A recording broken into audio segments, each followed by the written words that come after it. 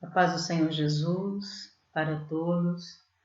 Com muita alegria nós estamos mais um domingo compartilhando dessa comunhão com o Senhor, comunhão com a Igreja de Jesus. E eu creio, que neste momento você já está cheio da graça e da glória do Senhor. A ministração entra sempre depois da adoração. E no domingo passado, que presença de Deus, que manifestação da glória de Deus eu senti, E realmente, não tem como ficar sentado no sofá, ali ouvindo a ministração do louvor. A gente se envolve com a adoração e quando eu me vi já estava com as mãos erguidas lá no meio do tapete da sala e glorificando ao Senhor. Que manifestação da presença de Deus. E é isso que eu creio que você está sentindo aí agora, todo esse mover do Espírito Santo de Deus entrando na sua casa através da adoração. Abram-se os portais para que entre o Rei da Glória. Quem é o Rei da Glória? O Senhor dos Exércitos. Ele é o Rei da Glória. E quando nós abrimos com adoração, estamos abrindo essas portas para que o nosso Rei entre. Graças a Deus por isso. Glórias a Deus por isso. E como já tinha falado em outras gravações, nós não estamos fazendo neste momento a transmissão ao vivo. Devido aos problemas que nós tivemos aqui durante a transmissão, de quedas, de cair a internet, e a gente ter que voltar tudo de novo.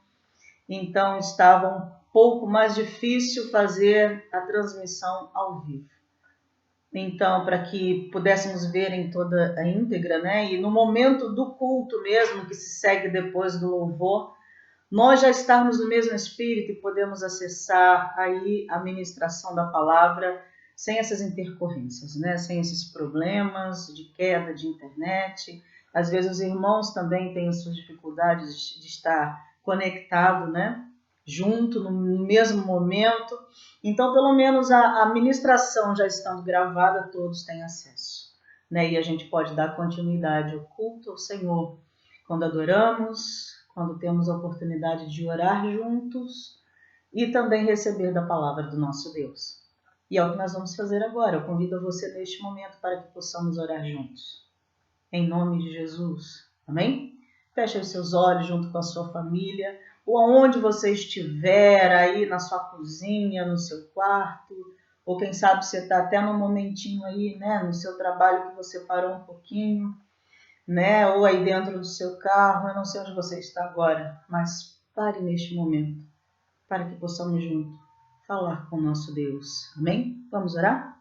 Senhor, nós estamos muito gratos porque temos esta oportunidade de estarmos juntos na comunhão. Mesmo, Senhor, que cada um aí na sua casa, mas a sua presença está aqui e a sua presença também está com cada um. E nós somos um só, como Jesus mesmo disse, assim como Ele e o Senhor, Pai, são um. Nós também somos um com Jesus, então há uma ligação poderosa neste momento. E é, Senhor, sob esta presença tão poderosa, essa comunhão e esta ligação tão poderosa que nós nos rendemos, Senhor. E pedimos neste momento, Senhor, que tudo agora que possa estar militando junto, Senhor, ao Teu Espírito, da nossa própria carne, seja em nome de Jesus agora paralisado. Toda agitação cesse em nome de Jesus, toda ansiedade, toda preocupação, todo esse pensamento acelerado agora que não para de pensar em tantas coisas, em nome de Jesus tenha paz. Cesse agora toda a agitação para podermos usufruir daquilo que o Senhor tem para nós, para ouvir as suas instruções, para ouvir os teus conselhos, para sim, Senhor, sermos disciplinados pela sua palavra, orientados, sejamos consolados, edificados pela sua palavra. Em nome de Jesus. E eu oro agora por esta pessoa, Senhor, que está sentindo dor, está com seu corpo enfermo. Em nome de Jesus agora, que esta pessoa receba da tua visitação e receba a cura. E essa dor e a causa desta dor cesse agora, em nome de Jesus. esse que está sentindo dor na sua alma, angustiado, aflito por uma perda, em nome de Jesus, traz o consolo agora, Senhor, e a nossa oração. Visita esta vida tão especial, o qual agora está sendo alcançada, com a tua paz e com o seu consolo. Fale conosco, Senhor, como o Senhor quiser falar. E eu me coloco à sua inteira disposição, Senhor, que nada saia de mim, que tenha, Senhor, de mim mesmo. Não, eu me rendo completamente, Senhor, e peço que o Senhor purifique todo o meu ser, para que nada, Senhor, as tuas águas que fluem através de mim sejam contaminadas pela minha vontade ou pelo meu entendimento. Mas que o Senhor fale, em nome de Jesus, por tua misericórdia que nós clamamos agora, tenha misericórdia de nós e fale o que precisamos, Senhor. Dá-nos o que precisamos, em nome de Jesus. Amém, queridos? Eu convido você neste momento a tomar a palavra do Senhor nas suas mãos e abrir lá no livro de 2 Samuel, capítulo 6. Perdão. Capítulo 6, nós vamos ler todo o capítulo de 2 Samuel. E, em nome de Jesus, eu creio que hoje é um dia especial e será um dia diferenciado para você e para a tua casa, em nome do Senhor Jesus. Nós estamos aí orando, ministrando, declarando para que nós e a nossa casa, nossa família seja alcançada pelo Senhor. Por isso nós declaramos, eu e a minha casa serviremos ao Senhor. E eu convido você, onde você estiver, você também diga isso com fé, eu e a minha casa serviremos ao Senhor. E nós estamos em reforma, queridos, em reforma. Que reforma é essa, pastora? Sim, o Senhor está conosco nessa reforma. Então nós estamos desconstruindo alguns preconceitos, conceitos estabelecidos errado, conceitos, sabe, que nós mesmos tomamos como referência do mundo e não da palavra de Deus, né? Conceitos religiosos que nós tomamos dentro da palavra conforme a nossa visão e propósito e encaixamos aos nossos próprios interesses, quando na verdade Deus não nos ensinou desta forma e também não estabeleceu para que fosse assim. Nós é que trouxemos para o nosso contexto pessoal e aplicamos a vontade de Deus dentro e moldamos a vontade de Deus, na verdade, a nossa própria vontade. Quando a vontade de Deus prevalece na minha e na sua vontade. E não eu adequo, né, o que Deus está estabelecendo, a doutrina, a sã doutrina, para corresponder aos meus anseios pessoais, ou para se encaixar naquilo que eu acho conveniente a mim. Não, queridos. A palavra de Deus ela é viva e eficaz. A palavra do Senhor ela não muda. Ela permanece imutável. Então nós é que devemos obedecer e seguir o que Deus estabeleceu.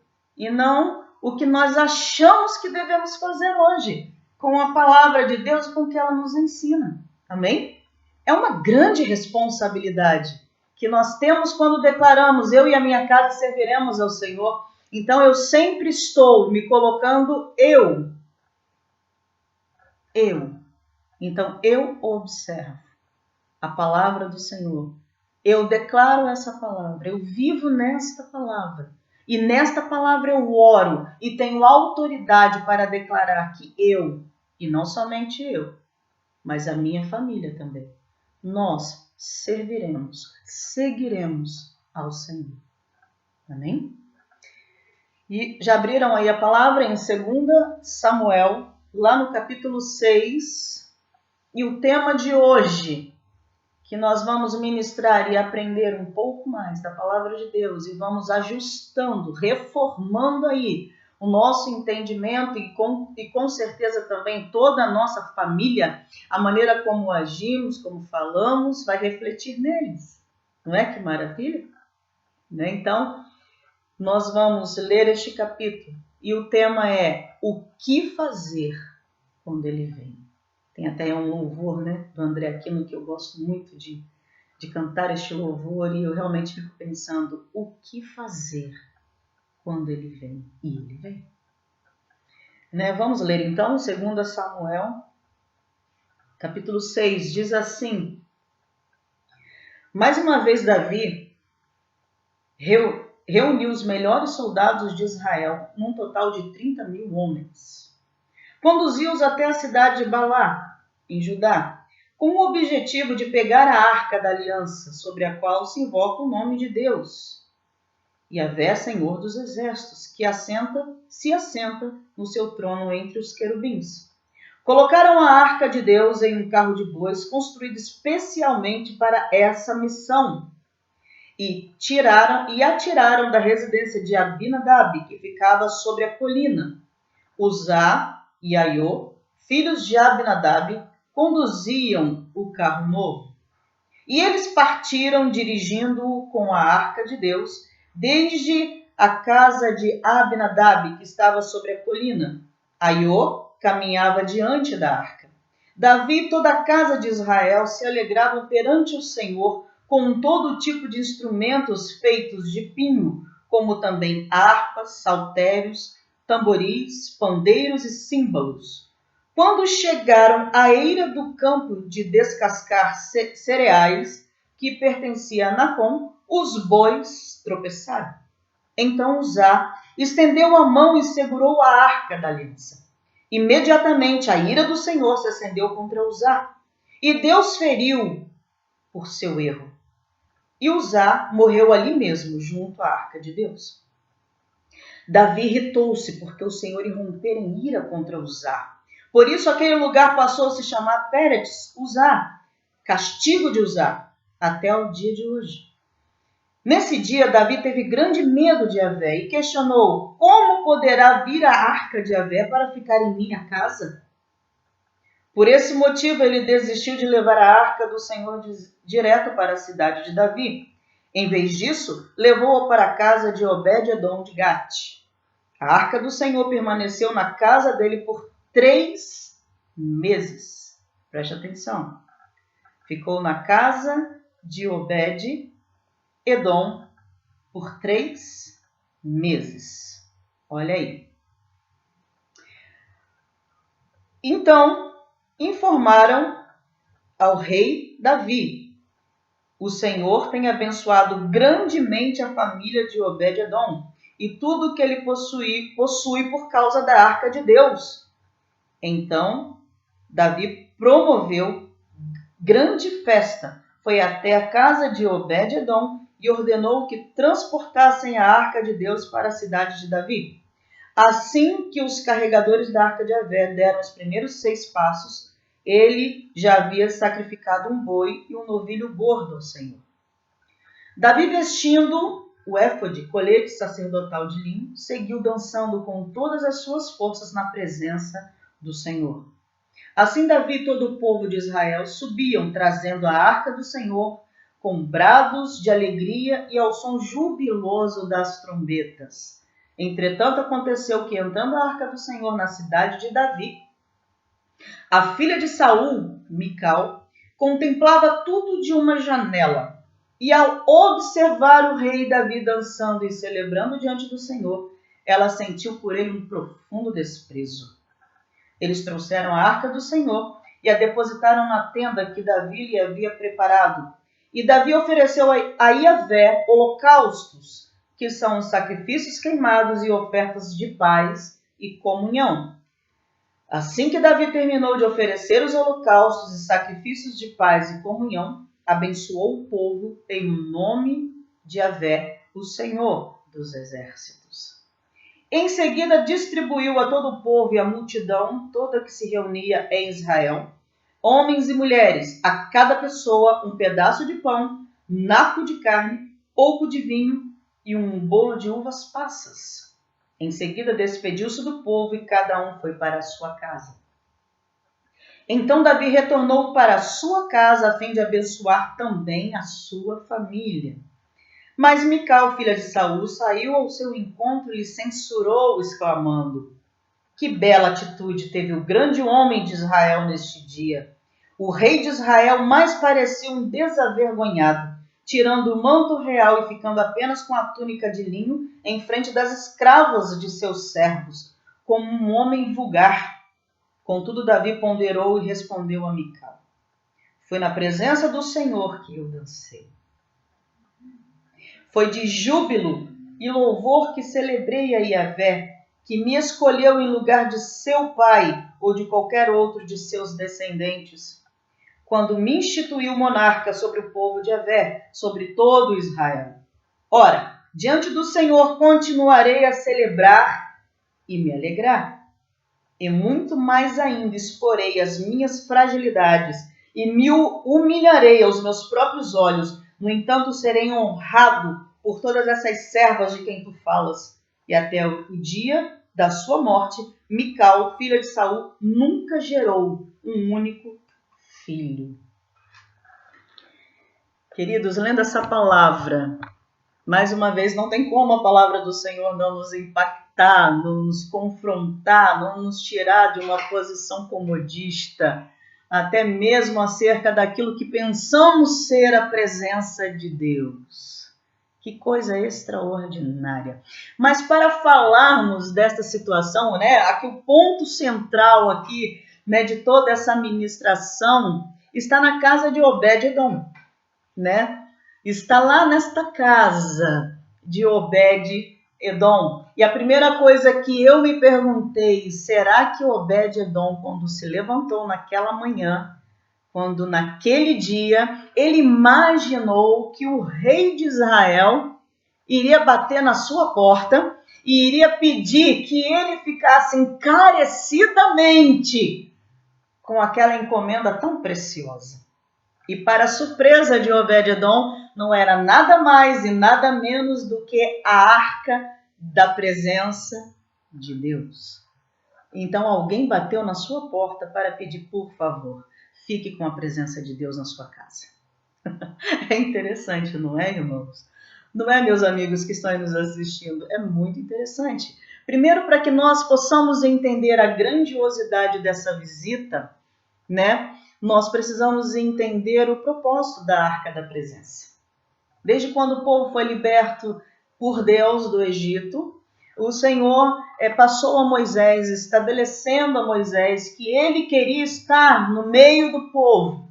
E aquela arca, aos nossos olhos, uma caixa de madeira toda revestida de ouro, que tinha 2 querubins com as asas apontadas um para o outro, e onde, ali aquela tampa, aquele propiciatório, que era chamado de propiciatório, com esses 2 querubins com as suas asas inclinadas para frente, Deus estaria no meio do povo, a presença de Deus estaria ali entre aqueles querubins. Então não era qualquer caixa revestida de ouro, era a arca da presença. A presença de Deus estava representada naquela arca. E não era apenas uma representação, Deus de fato estava no meio do povo. E o que Deus disse a Moisés, eu irei com vocês aonde vocês forem para dar a vocês descanso. A minha presença vai com vocês aonde vocês forem. Então, a arca do Senhor representava a sua própria presença. E a gente vê que a arca de Deus, a presença de Deus estava entrando naquele dia na casa de Obed-Edom. Nós vamos fazer aqui alguns momentos, vamos chamar de 5 atos da presença de Deus. 5 atos da presença de Deus dentro de uma casa, dentro de uma família. E o quanto essa presença de Deus é poderosa para todo lugar, não somente para aquela casa. Então, o primeiro ato da presença de Deus acontece lá em Siló. Vamos dizer assim, quando Eli e seus filhos eram sacerdotes em Siló e a guarda da arca, a presença do Senhor estava sob as suas responsabilidades. Eli já era um sacerdote, um sumo sacerdote de idade muito avançada. Então, o seu filho passou a ser sumo sacerdote, Finéias. Então ele tinha 2 filhos, Ofni e Finéias, e esses filhos eram sacerdotes na casa do Senhor e tinham toda a responsabilidade de guardar a arca de Deus. Só que nós aqui encontramos um problema. Eli era um sacerdote omisso. Eli não estava prestando atenção ao que os seus filhos estavam fazendo. Ofni e Finéias foram criados nos átrios do templo. Eles foram criados vendo todo o trabalho sacerdotal, toda a importância que era dado à arca da presença de Deus. Então, eles foram criados junto às portas do templo. Eles foram criados junto ao templo e eles foram criados vendo seu pai e outros sacerdotes servindo a presença de Deus com grande temor, respeito e reverência que aquele trabalho exigia, trabalho sacerdotal.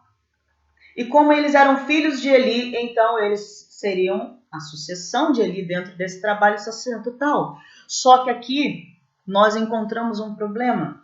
Ofni e Finéias não aprenderam a reverenciar nem a respeitar este trabalho. Eles eram irreverentes, levianos e desprezavam este serviço tão importante. E sabe, quando a gente olha para este problema dentro da casa de Eli, não é uma coisa que, quando a gente pensa nessa situação, a gente fala, meu Deus, como que pode Ofni e Finéias servir diante do Senhor com tanta falta de respeito? Eles se embriagavam, eles tomavam das ofertas do Senhor e comiam como glutões, né? Eles não estavam nem aí para aquilo que era santo, para aquilo, as coisas sagradas e consagradas ao Senhor. Então, eles desprezavam esse serviço diante do Senhor. Sabe onde vai a minha preocupação? Neste primeiro ato. É muito fácil recriminar Eli e a sua omissão para com seus filhos, para com, de repente, até mesmo criar os seus filhos neste temor. De repente, quem sabe, Eli estava tão ocupado, cuidando ali do serviço do templo, que se esqueceu que o temor do Senhor deveria ter sido compartilhado dentro da sua casa também. E isso chama a nossa atenção. Será que realmente nós somos filhos da igreja? De que maneira nós estamos cuidando daquilo que chamamos ser do Senhor?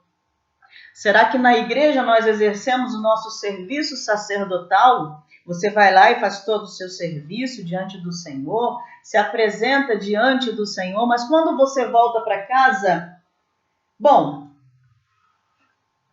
a sua capa sacerdotal ficou na igreja, Porque você só é sacerdote na igreja. Você só serve a Deus na igreja. Mas quando você volta para casa, você deixa todo o seu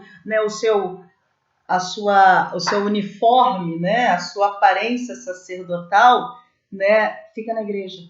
Porque em casa, você é você, Então, os seus filhos não olham para você como um sacerdote dentro de casa. Sacerdote você só é na igreja. Dentro de casa não é necessário ser sacerdote. Então, deixa eu te falar uma coisa. Quando você tiver que passar para os seus filhos a responsabilidade de cuidar das coisas do Senhor, eles não saberão fazer. Quando seus filhos tiverem que continuar servindo ao Senhor dentro dos seus lares, quando eles se casarem, eles não saberão o que fazer, porque eles não foram ensinados a ter reverência diante daquilo que eles receberam, diante da presença de Deus nas suas vidas. E deixa eu te falar mais uma coisa. Eles não saberão identificar o santo do profano. Eles não saberão separar o que é santo e o que é profano. Então, queridos, quando nós olhamos para Ofni e Finéias, nós estamos olhando para sacerdotes que desprezam a presença de Deus. Mas graças a Deus pela vida de Samuel, não é? Samuel, aquele Samuel que Ana pediu ao Senhor. Ana, que era estéril, e Deus deu Samuel, e ela deu Samuel para casa, para o serviço. Ela consagrou completamente o seu filho a Deus.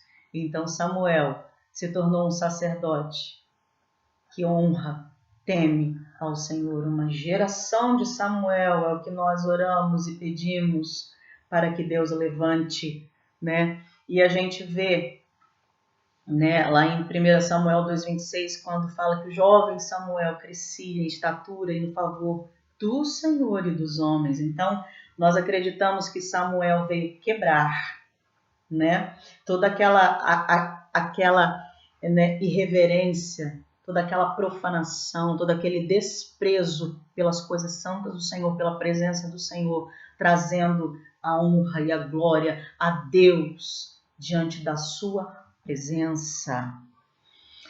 E onde fica a arca aí, né? Nesse primeiro momento aí, olha o que acontece, meus queridos, diante de todo aquele serviço mal feito, desprezível, toda aquela banalização com as coisas do Senhor, com certeza o povo também devia tratar as coisas de Deus de qualquer jeito. O povo também não foi ensinado a temer ao Senhor e dar honra e glória àquilo que é santo, àquilo que é puro e verdadeiro. Então o povo não sabia discernir o que era profano e o que era santo. Então se misturava o profano ao santo. E olha, queridos, que a resposta a esse respeito vem e não demora muito. Os filisteus entram em guerra com Israel. Israel vai à guerra, nessa época aí, de Eli, né, como sacerdote. E quando eles percebem que eles estão perdendo a guerra, alguém tem a ideia, vamos buscar a arca. Vamos lá buscar a arca, porque eles se lembraram lá, não foi? Quando Deus disse para Moisés, olha, a minha presença vai com vocês para dar descanso. Eu vou entregar os seus inimigos nas suas mãos, né? Então alguém tem essa ideia, vamos buscar a arca. Vamos buscar a presença de Deus, porque nós não podemos perder essa guerra. E vai lá. Os filhos de Eli, Ofni e Finéias, colocam a arca, né? Lá junto com os sacerdotes, levitas, vão levar a arca para o meio da batalha. E quando o povo viu, os soldados viram que a arca tinha chegado, mas eles irromperam num grito de júbilo tão grande, né? Foi uma festa tão grande que os filisteus começaram a ter medo, muito medo, porque, né? O romper foi tão grande de júbilo, né? Os gritos se ouviam tão alto que eles tiveram muito medo, né? Mas, como nada fica sem resposta, Deus, ele é amor, Deus é misericórdia, mas também é um fogo consumidor. Deus é justo e Deus age com justiça, não é? Nem todo o amor e bondade de Deus vão consentir com a mentira, com a corrupção e com a banalização daquilo que é santo. Os filisteus venceram o povo de Israel. Ofni e Finéias morreram nessa guerra e eles ainda levaram a arca de Deus com eles. Quando essa notícia chegou até Eli, Eli já era um homem velho, obeso, já não ouvia direito, não enxergava direito. O susto foi tão grande que Eli caiu para trás da cadeira e quebrou o pescoço e morreu.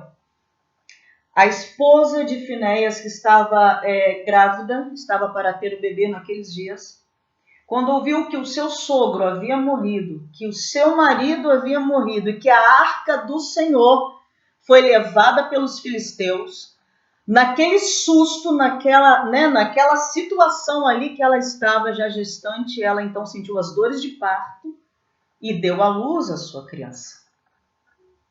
E aquela mulher já estava morrendo sem forças. E quando ela colocou o nome daquela criança de Icabote, foi-se a glória de Deus de Israel. Queridos, isso nos faz realmente temer. Quando misturamos o santo ao profano, quando não damos honra à presença de Deus, quando nós não entendemos que a presença de Deus, ela é santa, com certeza, nós vamos ter consequências seríssimas de todas essas coisas. Bom, nós entramos aí num segundo ato. Os filisteus, então, levaram a arca para Asdod. Siló, onde estavam os sacerdotes, alguns historiadores dizem que Siló foi completamente destruído, Ali, então, eles levam a arca para Asdod. Que derrota para o povo de Deus. Quando eles chegam com a arca do Senhor, onde é que eles vão colocar o seu despojo de guerra? Eles estavam se achando, porque eles conseguiram vencer o povo. Desculpa. O povo de Israel ainda levaram o Deus de Israel, a quem eles tinham tanto temor. Então eles estavam se achando, naquele momento ali. E onde é que eles vão colocar a arca do Senhor? Essa palavra está lá em 1 Samuel capítulo 5. Vai lá conferir, passa como os bereanos, confira a palavra de Deus. E quando eles colocam lá a arca da presença do Senhor junto com Dagon, que era o Deus a quem eles criam e serviam, E vão lá, se recolhem. No dia seguinte, quando eles entram no templo, onde eles ofereceram aquele templo a Dagon, para surpresa deles, Dagon está caído. A estátua, o monumento de Dagon está caído com a cara no chão, com o rosto em terra, diante da arca de Deus. Naturalmente que eles devem ter pensado, nossa, alguma coisa estranha aqui aconteceu.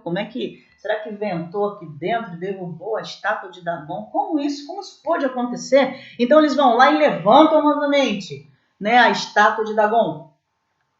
No dia seguinte, quando eles voltam lá, a cabeça e as mãos de Dagon foram quebradas e estavam novamente por terra. Dagon estava com seu rosto por terra, com seu rosto no pó, com a cara no pó, literalmente diante da arca de Deus. É interessante quando a gente lê na palavra a honra que Deus tem, ela não dá a outro. Deus cumpre e vela pelo seu nome e pela sua palavra. Como Deus é poderoso. Nada vai ficar sem resposta. Toda afronta que se faz ao nome ou à presença de Deus terá resposta. E como se não bastasse ainda, o povo foi acometido de peste. Havia ratos por todo o lugar. Rato tomou conta das cidades dos filisteus. E eles foram acometidos de muitos tumores. Eles tiveram tumores, eles tiveram hemorroidas. E eles ficaram desesperados, porque veio uma onda horrível de destruição e morte no meio dos filisteus. Então, aqueles que não morriam rápido gemiam e gritavam de muita dor e de aflição, porque eles estavam sendo completamente dizimados. Queridos, a arca ficou 7 meses com os filisteus.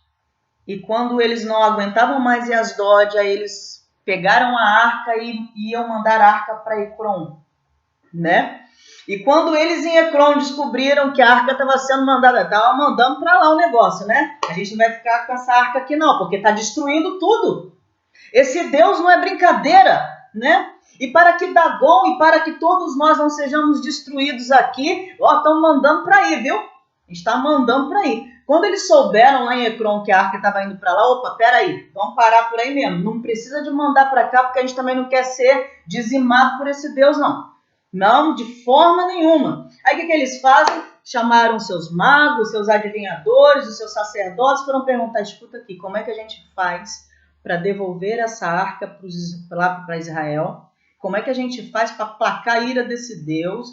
Qual é a maneira correta para a gente mandar de volta? Aí os seus sacerdotes lá, os seus adivinhos, mas falaram, olha, vocês vão ter que preparar presentes generosos, viu? Façam presentes generosos, ofertas generosas e mandem de volta junto com a arca, né? Para reparar a culpa. Uma forma de dizer, ó, nós estamos arrependidos por ter pego aí o Deus de vocês, viu? A arca de vocês.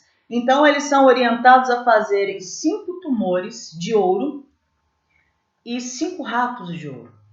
Isso para cada cidade e para cada príncipe de cada cidade. Era uma forma de retratação. Aí eles fazem o que foram orientados e junto a isso eles têm assim, fazem uma prova com Deus. Olha, fizeram lá, né, um carro novo, colocaram 2 vacas que ainda tinham cria, separaram seus bezerrinhos e colocaram aquelas vacas na frente, colocaram a arca em cima e colocaram ainda uma caixa, um cofre junto com os tesouros lá, as ofertas que eles fizeram. E disseram assim, olha, se essas vacas, soltaram as vacas, né? Se essas vacas forem direto para Bet-Semes, então nós vamos ter a certeza que foi este Deus, que foi o Deus de Israel que nos castigou. Se elas tomarem outro lugar, nós vamos entender que foi realmente aí uma situação que veio contra nós de morte, destruição, né? Nós fomos afligidos aí por uma desgraça, mas se elas seguirem para Bet-Semes é porque foi o Deus de Israel que nos trouxe castigo. É interessante que, para surpresa deles, as vaquinhas foram direitinho, não se desviaram nem para a direita nem para a esquerda. E para onde que elas foram? Bet-Semes. E a palavra de Deus diz que elas foram mugindo o tempo todo. Eu acredito, queridos, que toda a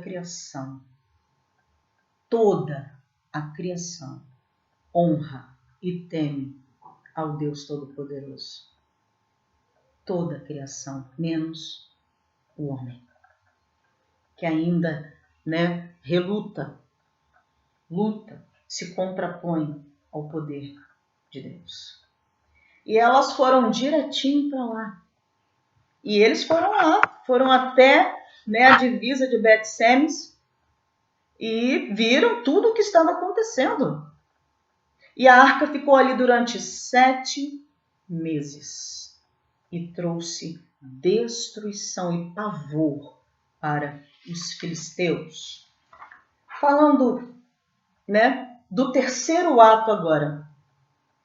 Está lá em 1 Samuel capítulo 6. Então, quando a arca chega em Bet-Semes em cima daquela carroça, com os presentes ali do lado, ela vai direto para um campo onde eles estão malhando trigo.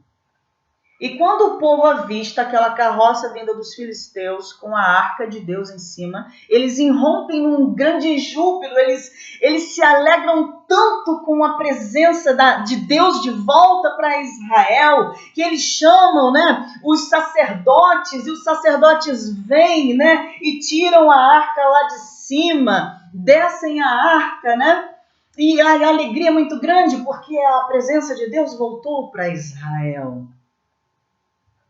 E a palavra do Senhor diz que lá em Bet-Semes, uns dizem, o número de 70 homens, outros falam 50.070 homens, mas vamos ficar aqui, conforme eu li na tradução aqui da Bíblia King James, 70 homens tiveram a ousadia de olhar para dentro da arca. Imagino eu que aquela mesma falta de reverência e de respeito e obediência pelo que Deus estabeleceu não foi mais uma vez vista por Deus com bons olhos. Porque aqueles 70 homens que olharam para dentro da arca morreram. Caíram ali mesmo, fulminados pelo desrespeito com aquilo que Deus havia estabelecido. E o povo todo chorou e se lamentou por aquela grande perda. E mais uma vez disseram, nós não podemos ficar aqui com esta arca. Nós não somos dignos da presença de Deus. Nós temos medo da presença de Deus. Nós não podemos ficar com essa arca aqui. Aí vão lá e chamam os homens lá, de Kiriat Jearim. Venham buscar a arca. Venham buscar a arca. E aqueles homens vão, lá em 1 Samuel capítulo 7, eles vão até lá. Levaram a arca do Senhor para Kiriat Jearim. E eles vão e colocam a arca de Deus na casa de Abinadab. E é interessante que eles descrevem que a casa de Abinadab ficava numa colina, ficava num lugar alto. Vão e consagram Eleazar, um filho de Abinadab, para poder ser guardião da arca. Interessante, né? A gente observa que eles consagram Eleazar. Não havia, então, alguém preparado para cuidar da arca de Deus? E se bem lembramos, quando Deus estabeleceu o tabernáculo, Deus deixou bem claro em todas as suas orientações que todos os móveis, os utensílios da casa do Senhor teriam que ser tratados como elementos sagrados. E que a arca de Deus, junto com a mesa dos pães, com o altar, ali de aroma suave, do incensário, tinha que ser carregado por varas e pelos levitas, os sacerdotes. Não poderiam ser qualquer outros que poderiam tomar esse utensílio sagrado. E a gente observa que quando entrou na casa de Abinadab, Eleazar, o filho de Abinadab, foi consagrado para ser o guarda dessa arca. E essa arca, neste terceiro ato, agora se encontra na cidade de Kiriat Jearim, na casa de Abinadab. E Samuel, aquele Samuel, então diz ao povo, no meio de toda aquela comemoração, no meio de toda aquela alegria, a glória de Deus voltou para Israel, a glória de Deus está aqui conosco de novo. Aí Samuel falou, vem cá, presta atenção no que eu vou dizer para vocês.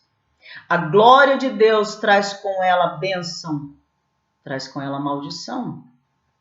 A glória de Deus traz consigo edificação, como também destruição. O que é que vocês vão escolher? Imagino eu que Samuel olhava para aquele povo falava, e pensava assim, olha, a presença de Deus traz vida e traz morte, traz bênção e traz maldição. O que é que vocês vão escolher? Samuel tinha intimidade com Deus. Samuel não desprezava a presença de Deus. Samuel temia o Senhor. E ele começou a dizer para o povo, se arrependam, tirem os seus ídolos de dentro de casa, se vocês quiserem que Deus fique conosco e nos abençoe. E eles começaram a tirar os seus ídolos de dentro de casa e se reuniram, Samuel falou, reúnam-se todos porque eu quero orar por vocês, eu quero abençoar vocês, para que a ira do Senhor, para que o castigo de Deus não permaneça sobre nós. Porque estamos fazendo tudo errado. Estamos desobedecendo, nós não estamos honrando a santidade de Deus, nós estamos misturando o santo com o profano. Isso tem que parar, isso tem que acabar aqui. Se nós queremos ter a presença de Deus conosco e a sua bênção, então nós precisamos de nos arrepender e colocar a nossa casa em ordem. E assim eles fizeram, se reuniram todos. E ali derramaram sacrifício diante do Senhor, derramaram água como sacrifício diante de Deus, dizendo, nós estamos nos derramando aqui diante do Senhor. Tiraram seus ídolos de dentro de casa, suas profanações, e tomaram posição diante de Deus. E nesse mesmo tempo os filisteus sabem que a arca do Senhor chegou e o povo está se arrependendo, olha aí. O diabão, ele já manda os seus emissários, O povo lá está se consertando. O povo lá está tomando posição diante do Senhor. O povo lá está se arrependendo, está tirando os ídolos de dentro de casa. Está obedecendo a Deus. Olha, eles vão se tornar fortes. Deus vai estar com eles. Qual o maior propósito de Satanás? É ver a tua casa, a minha casa, fora da posição de Deus para poder ter legalidade para entrar e destruir a minha, sua casa. Mas quando nós nos posicionamos diante de Deus e começamos a nos arrepender dos nossos pecados e lançar fora toda idolatria, toda profanação, toda desobediência, toda imoralidade, toda impureza, olha, o inferno já se levanta lá, olha, eles estão fazendo, olha o que eles estão fazendo, eles estão consertando a casa deles, então Deus vai estar com eles e nós não poderemos mais entrar. Então os filisteus já foram, opa, peraí, eles estão se reorganizando, eles estão aí novamente se santificando e se retratando com esse Deus aí, então vamos lá e vamos entrar de uma vez lá e vamos acabar de novo aí com a alegria desse povo aí. Só que desta vez o povo se reúne com um sacerdote de verdade, com um homem de Deus que teme ao Senhor. E esse homem se coloca entre Deus e eles como intercessor. E pelo povo dá ouvidos a que o homem de Deus falou. Então Deus dá o livramento, porque os filisteus vêm. E os filisteus estão vindo. E Samuel vai e ora ao Senhor naquele momento. Samuel ora ao Senhor. E o Senhor responde com brados. Deus responde com trovões, com estrondos fortes naquele momento, né? E eles não conseguem fazer o que foram fazer. É bem a palavra de Deuteronômio 28. Por um caminho virão contra ti, mas por 7 fugirão da sua presença, por causa da presença de Deus que está em você, está dentro da tua casa. Os inimigos até podem ouvir, a casa lá está tendo concerto, e eles vêm, mas quando eles veem que Deus está lá, que Jesus está lá, eles vão caçar rumo para fugir, né? Vão achar caminho por tudo quanto é lado, mas vão fugir da sua presença, vão fugir da tua casa, vão fugir da tua vida, porque Deus está lá, porque a presença do Senhor está. Isso é tremendo, maravilhoso, irmãos. A presença de Deus. A presença de Deus é poderosa para aqueles que esperam nele, para aqueles que confiam nele. O Senhor não deixa sem resposta o justo. O Senhor não deixa de visitar a casa daquele que teme ao Senhor, porque o Senhor faz morada nesta casa. Aleluia! Glórias a Deus. Irmãos, quando aquele povo foge, os filisteus fogem, quando então Samuel levanta diante de Deus, coloca, né, ali uma pedra e diz ali, Ebenezer, rocha de sustento, rocha forte é o nosso Deus. E diz, até aqui nos ajudou o Senhor Ebenezer, nossa rocha de sustento. O Senhor não nos desamparou mais uma vez. O Senhor foi fiel mais uma vez. Ebenezer. Aleluia. Nossa rocha de sustento, nossa rocha firme é o Senhor. E é interessante, né? Que a arca do Senhor ficou 20 anos neste lugar e na casa de Abinadab. 20 anos. A arca ficou lá. E o interessante, irmãos, que a palavra não relatou nada acerca do que aconteceu ou não dentro da casa de Abinadab. Quem sabe, não é? Quem sabe? A arca foi colocada dentro da casa de Abinadab e eles tiveram tanto medo que jogaram ali um pano por cima da arca, né? Deixaram ela num canto lá, fecharam, trancaram por 20 anos. Por medo da presença de Deus não tiveram temor, não tiveram dentro do coração deles gratidão e reverência e dizer: o nosso Deus está aqui. E sabe, de Abinadab dizer para a esposa dele: olha, minha querida, nós somos privilegiados, nós somos tão abençoados porque o nosso Deus está aqui. Quem sabe, de repente, né, eles tinham tanto medo que eles nem abriam a boca para falar da presença de Deus. 20 anos aquela arca esteve dentro da casa de Abinadab e Abinadab não usufruiu da glória e da presença de Deus porque tinha mais medo do castigo de Deus do que se posicionar para obedecer e usufruir de toda a bênção, de toda a presença de Deus. Quantas vezes nós temos deixado de usufruir da presença de Deus porque temos medo? Medo de Deus, medo do castigo. Nós não conhecemos. Nós não temos conhecido realmente a grandeza da bondade, do amor de Deus. Oh, Santo Deus, muda-nos, transforma-nos, Senhor, porque a Tua presença está conosco e nós não usufruímos dela.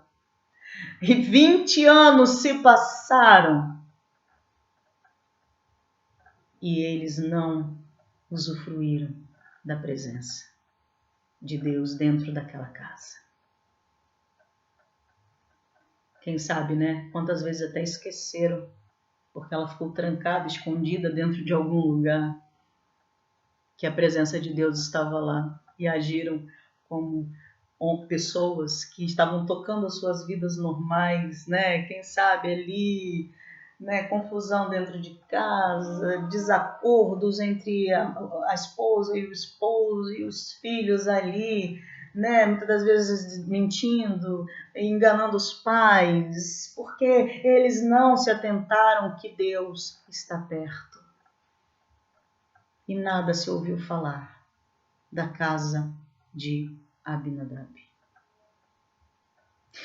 Depois de 20 anos passado, Davi então é constituído rei, constrói uma cidade fortificada, né, chamada de Cidade de Davi, e ele prepara um lugar para a arca.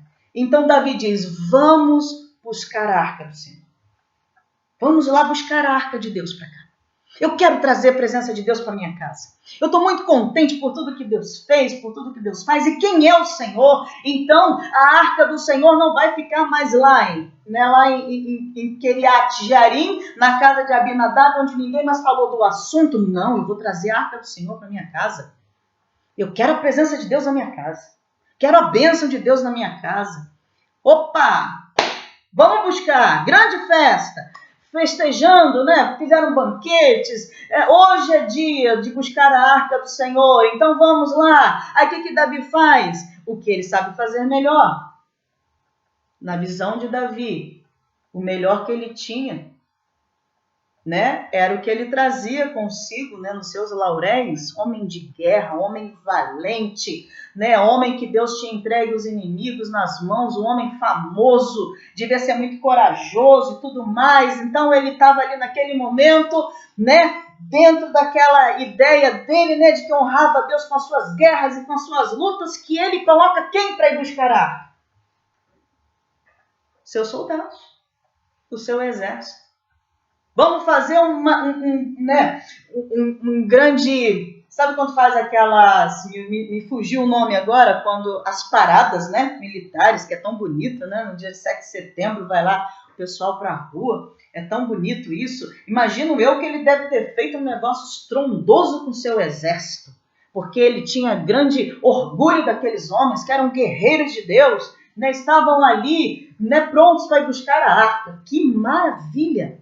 E vão até a colina, sobem a colina lá em Kiriat Jearim, na casa de Abinadab, né? Opa, nós viemos buscar a arca, e colocam a arca, porque eles também fazem um carro novo, né? Um carroção novo. Imagino eu que quantos aparatos não devia ter naquele carro novo, devia ser extraordinário, pomposo, lindo, né? Puxado ali por bois também. Eu acho que eles gostaram da ideia dos filisteus.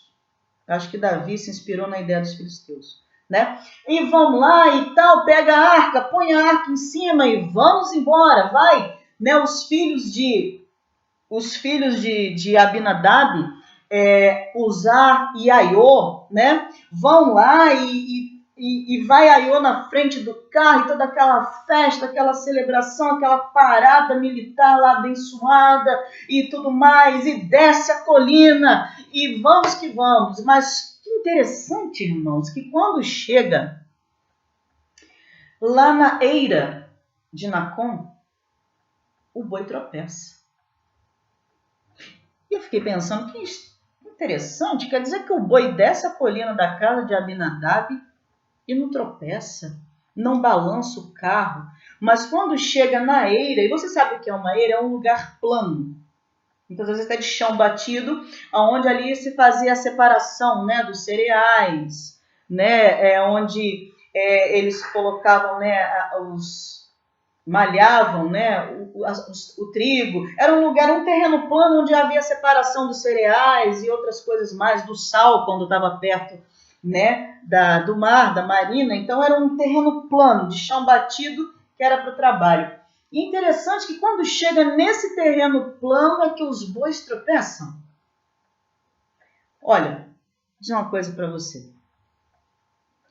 Muitas vezes Deus está dizendo, para, chega.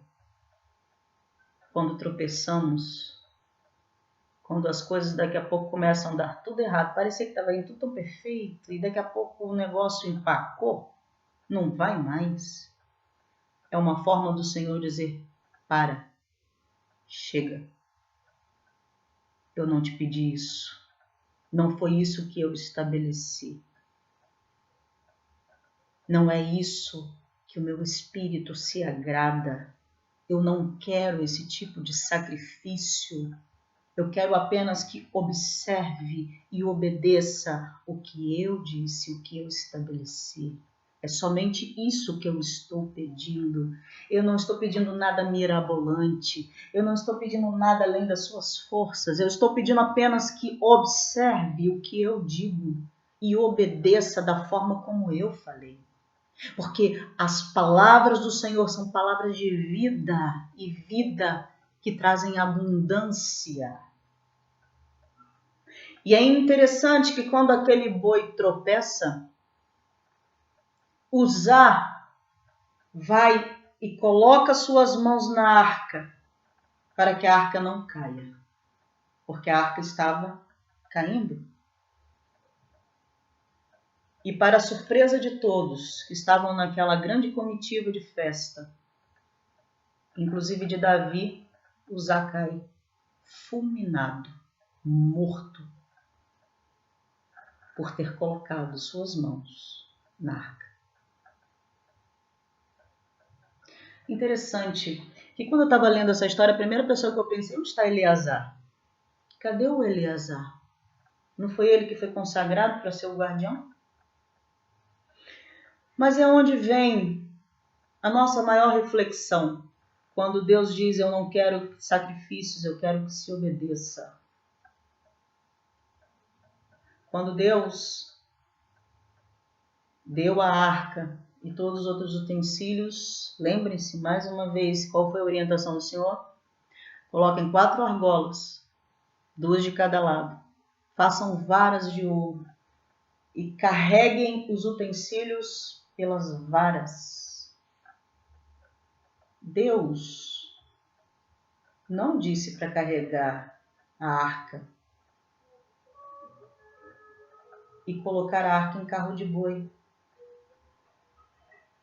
Você pode dizer, mas pastora, era mais fácil, né? Do que o sacerdote colocar aquela caixa de ouro que devia ser pesada nas costas e demorar mais para chegar, né? E outra coisa, foi com tão boa vontade, né? Naturalmente aquela carroça devia ter uma pompa muito grande que Davi colocou. Mas não era melhor ser assim? Não é melhor para Deus fazer assim as coisas mais bonitas? Não. Deus quer que se obedeça o que ele disse e da forma como ele disse. Deus não quer que você faça o seu melhor. pensando que é o melhor para Deus. Deus quer que você faça o seu melhor dentro do que Ele disse para você fazer. Então não tente mudar as coisas, não tente dar um jeitinho, não tente fazer nada além do que Deus disse para você fazer, nem que a sua intenção seja boa. Obedeça o que Deus falou para você fazer, nem mais e nem menos. E interessante, queridos, que esse Abinadab é irmão de Davi. Uzé é sobrinho. E se a gente for ver, essa família, nossa, uma família levítica, né? E outra coisa, não eram os militares que deveriam ter ido buscar. Quem deveria ter ido buscar a arca são os sacerdotes, os levitas. E não foi feito do jeito que Deus falou. Davi interpretou as coisas do seu modo, da sua melhor maneira, quando a Bíblia diz que Deus não muda. Deus não muda. Obedeça. Não tente arrumar jeitos, desculpas. Nem dizendo que é melhor do que aquela outra maneira. Aquela outra maneira é tão simplesinha. É melhor a gente fazer uma coisa mais pomposa para Deus. Não faça. Faça o que Deus disse para você fazer. E do jeito que Ele falou que você deve fazer. Amém? Em nome de Jesus. E Davi ficou naquele momento irritado, né? Ficou atemorizado. Ele disse, eu não posso levar a arca de Deus para minha casa. Naquele momento ele se sentiu contrariado. Até acredito que deve ter vindo no coração de Davi até realmente dúvida de que se realmente ele estava no lugar certo. Será que realmente ele deveria ser o rei de Israel? Ele estava ali naquele momento num grande, né, em xeque com ele mesmo, num grande conflito interior. O que eu fiz de errado? Porque Deus respondeu deste jeito? Se a gente fez tudo certo, fizemos uma festa, por que Deus fez isso? E ele fica naquele momento, ele se acha tão incapaz de ter a presença de Deus dentro da sua casa, que naquele momento, acredito eu que eles entraram no conselho e falaram, o que nós vamos fazer com a arca? A gente não pode levá-la para lá. Não pode, eu não posso levar a arca de Deus. Não me sinto digno de levar a arca de Deus para minha casa. Aí quando alguém de repente fala, olha, a casa de Obed-Edom é aqui perto. Vamos levar para lá. Vamos levar para a casa de Obed-Edom. Imagina, irmão. Você está lá na sua casa. Alguém bate palma lá. De casa. E você vai até lá e você se depara com uma grande comitiva. O rei de Israel, recém-coroado, na porta da sua casa. E alguém vem falar assim, a arca do Senhor. A presença de Deus vai ficar aí na sua casa. Não é maravilhoso uma coisa dessa? Aí eu pergunto para você, diante de todas as notícias que Obed-Edom deve ter chegado na casa dele, né? Do que aconteceu lá em Siló, do que aconteceu lá no meio dos filisteus, que aconteceu em Bet-Semes, e agora aqui na minha casa? Olha que extraordinário! O que me faz pensar que Obed-Edom era um homem que temia ao Senhor, um homem que tinha, né, referências, sabe, que vinha lá de trás do temor de Deus, do amor e alegria em servir ao Senhor, que aquele homem, ele trouxe para dentro da casa dele uma arca, uma presença tão poderosa, que eu acredito que aquele homem deve ter chorado e falado, Senhor, como eu, teu servo, sou digno da sua presença. Me diz. E naturalmente que quando a arca do Senhor entrou na casa de Obed-edom, havia tanto temor e tanta alegria dentro daquela casa, sabe? Que eu fico imaginando no meu coração, assim, que a alegria de falar, Deus está na minha casa. Ele devia dizer para a esposa, né? Ele devia dizer para os filhos, olha, Deus está aqui conosco, meu Deus, o que nós fizemos para merecer a presença do Senhor aqui dentro da nossa casa. E devia ser um temor, uma alegria tão maravilhosa naquela casa, irmãos. E sabe o que veio no meu coração? Lembrou-se Deus de Obed-edom. Deus sabia perfeitamente, desde o princípio, que tudo que estava sendo feito estava em desacordo e desobediência. Mas que o que estava para acontecer ia acontecer na hora certa, no momento certo e no lugar certo. E com certeza, o próximo destino da presença de Deus, que já estava marcado por ele, era na casa de Obed-edom. Lembrou-se Deus de Obed-edom. E o que me faz lembrar quando Zaqueu subiu naquela árvore para ver Jesus, e Jesus fala, Zaqueu, desce depressa, porque hoje me convém entrar na sua casa, e eu vou entrar na sua casa e vou cear com você. E naquele momento a presença deste Deus vivo estava entrando na casa de Obed-edom. Aquela casa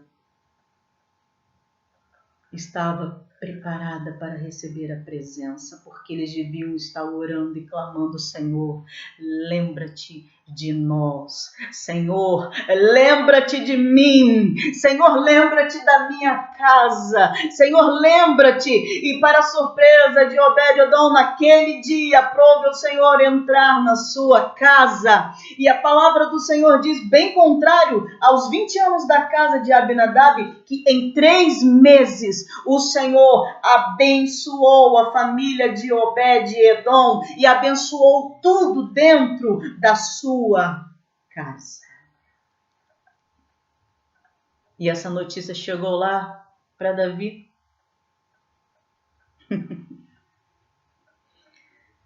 E Davi então sabe que a arca do Senhor, a presença de Deus que estava na casa de Obed-edom, abençoou muito a sua casa.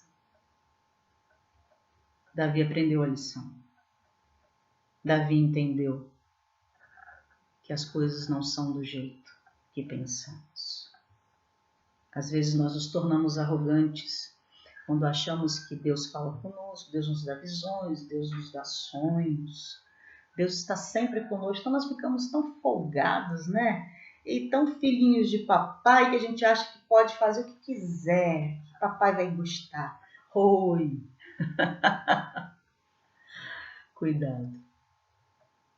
Na mesma medida que temos que ter intimidade, alegria com o Senhor, devemos lembrar que Ele é Deus. O Senhor é Deus.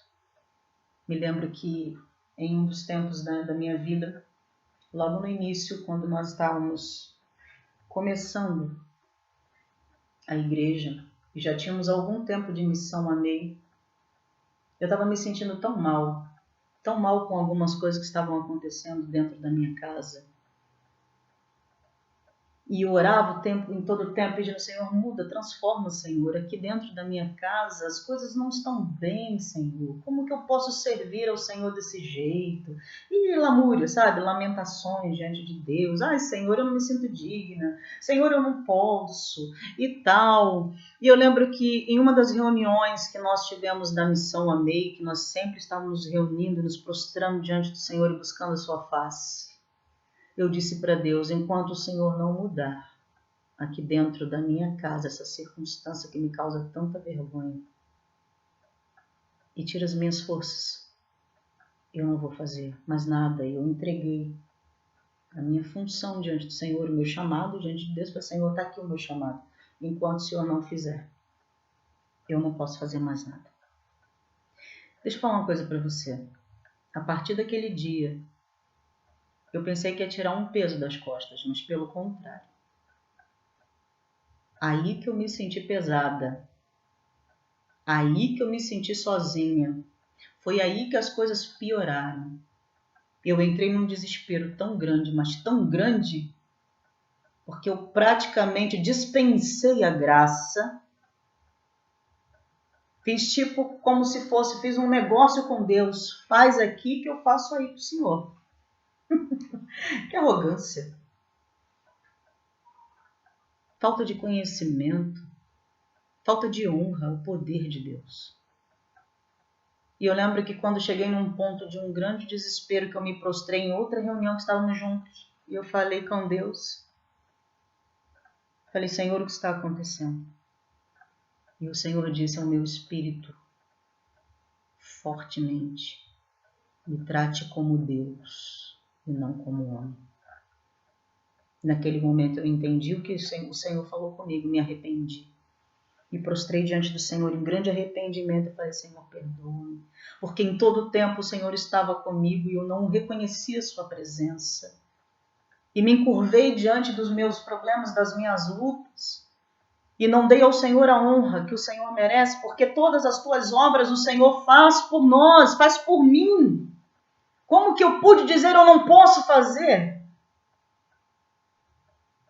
E naquele momento eu me arrependi, queridos, e vi como que as minhas forças se renovaram de novo. Que coisa extraordinária é não banalizarmos a presença de Deus em nossas vidas. É achar que as nossas forças que estão fazendo. A última bolacha do pacote. O Senhor precisa de mim, Senhor, então muda aqui. Arrogância. Orgulho. Se eu não fizer, a obra do Senhor que é eterna e poderosa não está alcançando só a mim, está alcançando milhares. Se eu não quiser fazer, Deus levantará outro para fazer. Porque Deus não vai parar. A sua obra redentora que está salvando milhares diariamente. Não é pelo meu capricho que Deus vai parar. Deus vai levantar outro. E sabe o que acontece? A glória do Senhor passa. Quantos anos a presença do Senhor está aí na tua casa, mas não tem mudado nada?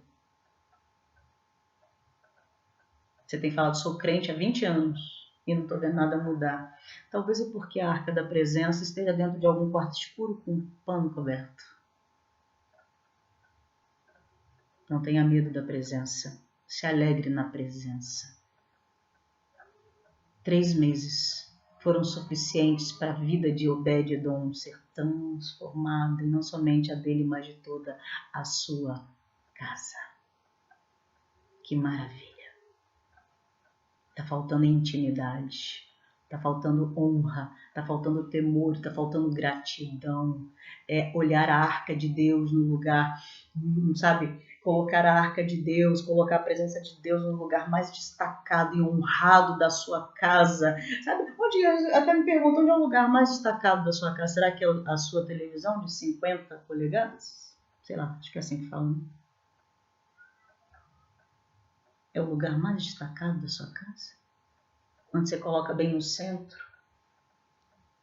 Ou é na sua garagem? Onde que é o lugar da sua casa de mais destaque, que você dá mais honra? Será que você tiraria tudo e colocaria a arca de Deus ali porque é mais importante do que qualquer coisa? É isso que precisamos de fazer se quisermos ser abençoados por Deus. É colocar a arca de Deus, a presença de Deus nos lugares de destaque. No lugar onde mais passamos nosso tempo.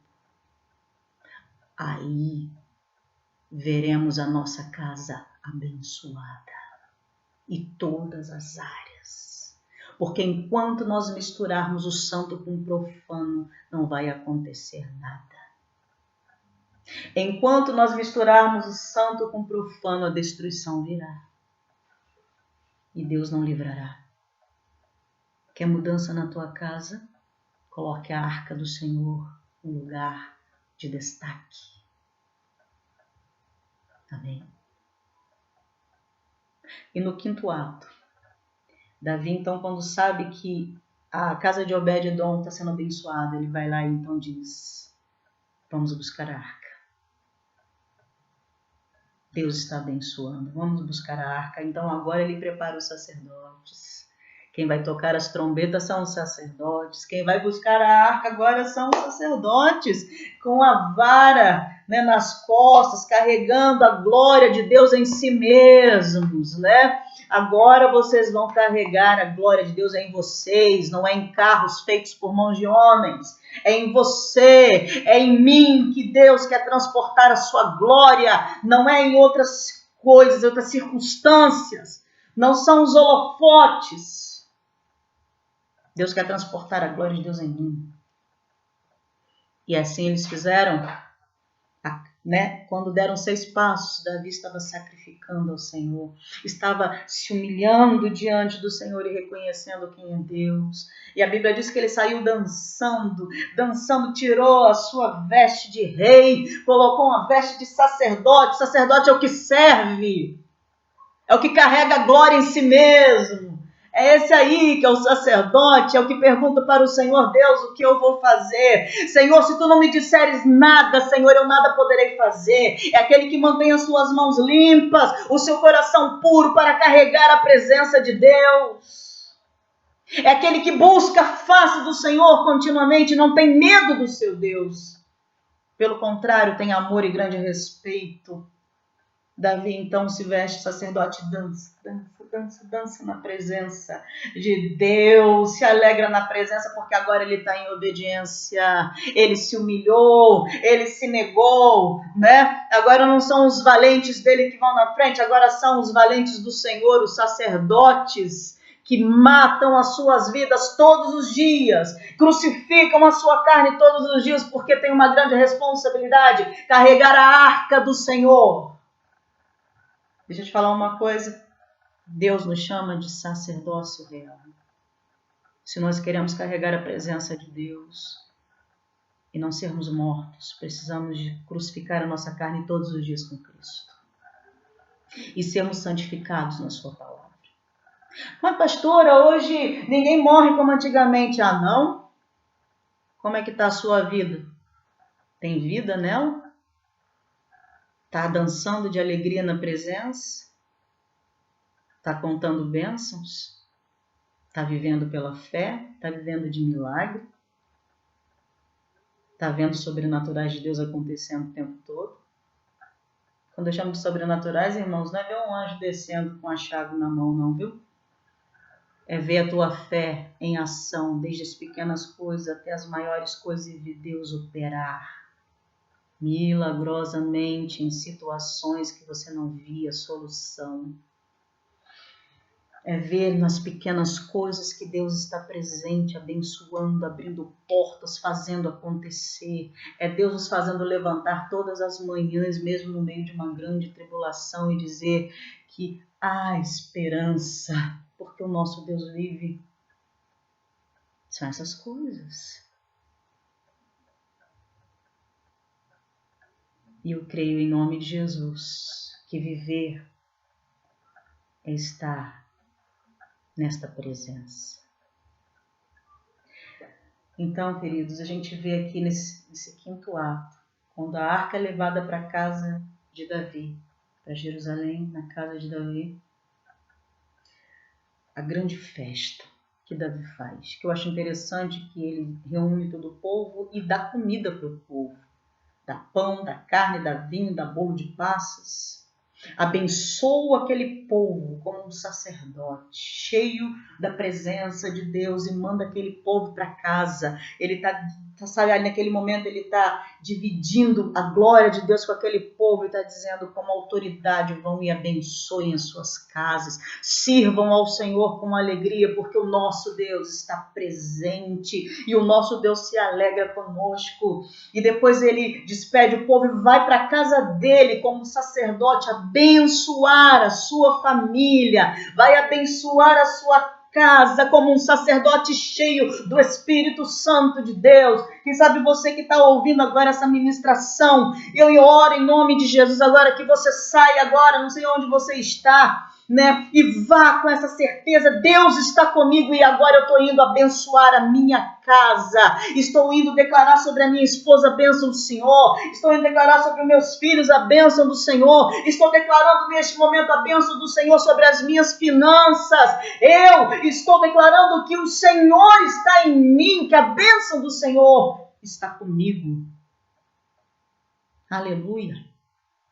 Vá determinado para abençoar a tua casa. Você que está ouvindo essa palavra agora, levante-se em nome de Jesus e comece a declarar a bênção do Senhor sobre a tua casa, porque a presença do Senhor está com você. Mas antes, coloca o teu eu interior em ordem em nome de Jesus, para que a glória do Senhor se desponte sobre a tua vida, porque ela está aí, a arca está aí, mas você quer que a arca continue reservada num canto qualquer da sua casa? A presença de Deus está em qualquer lugar da sua casa, que você só se lembra da presença de Deus quando dói a barriga, quando falta alguma coisa, ou quem sabe só no domingo, quando você pega a sua Bíblia, né, e vai para a igreja e você lembra de Deus. Não faça isso em nome de Jesus. Lembre-se que a arca do Senhor está na sua casa.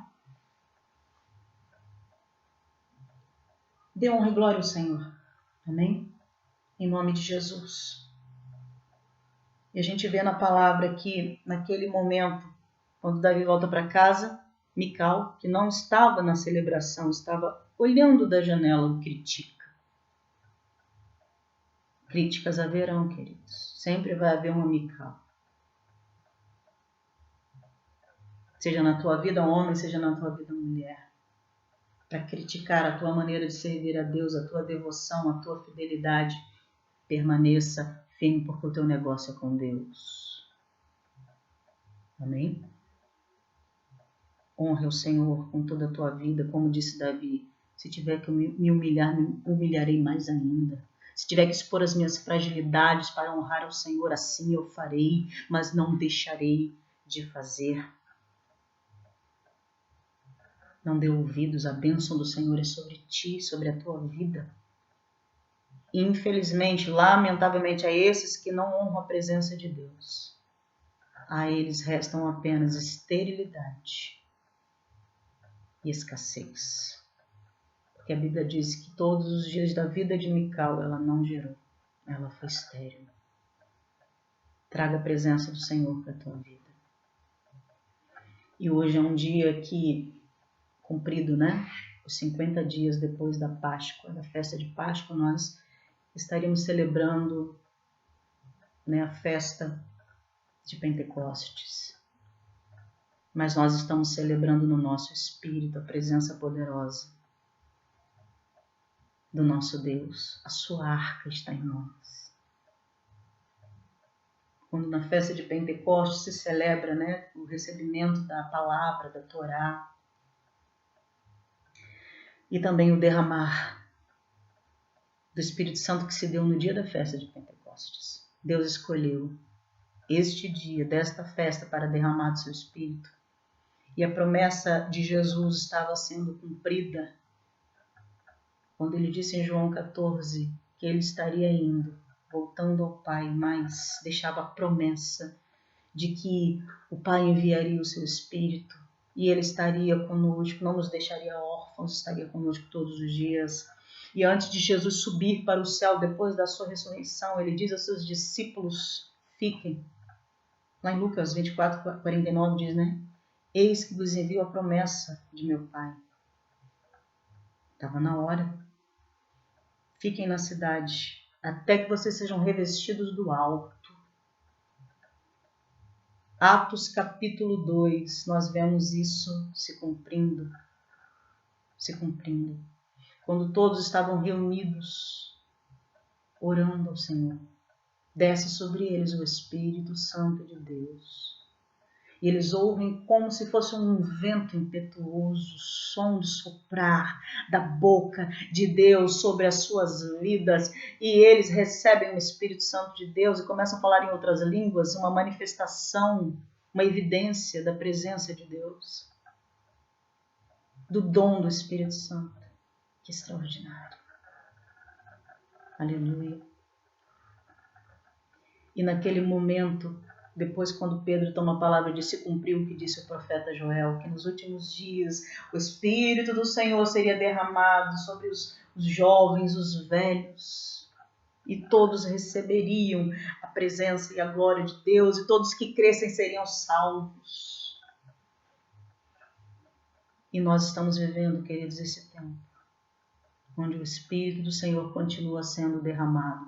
Por isso nós celebramos a festa de Pentecostes hoje dentro da nossa casa. Glorifique a presença de Deus, porque hoje a arca está em mim, está em você. É o Espírito Santo de Deus, presente que está em nós agora. Habita em nós. Então a arca de Deus está em mim, a arca do Senhor está em você.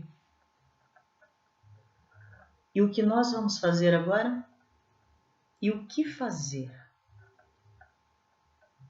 quando ele vem? E deixa eu te dizer, para muitos que estão me ouvindo agora, ele já veio. E o que você está fazendo? E para você que ainda não usufruiu da presença gloriosa do Espírito Santo, eu faço um convite a você neste momento.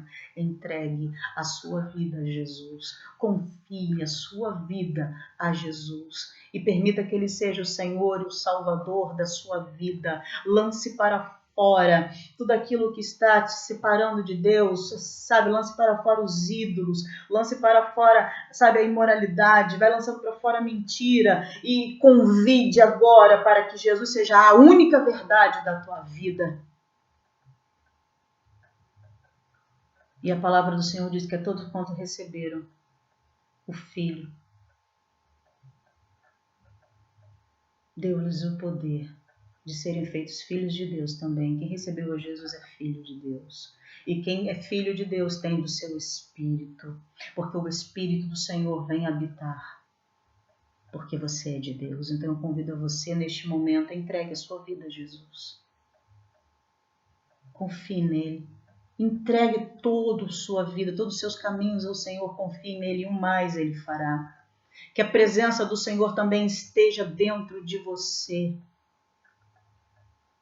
E te abençoe a você, mude a sua vida e transforme a sua família em nome de Jesus. Receba a graça do Senhor Jesus Cristo. E em nome de Jesus, que toda a graça e a glória, a bondade do Senhor, na sua presença, esteja agindo dentro da tua casa.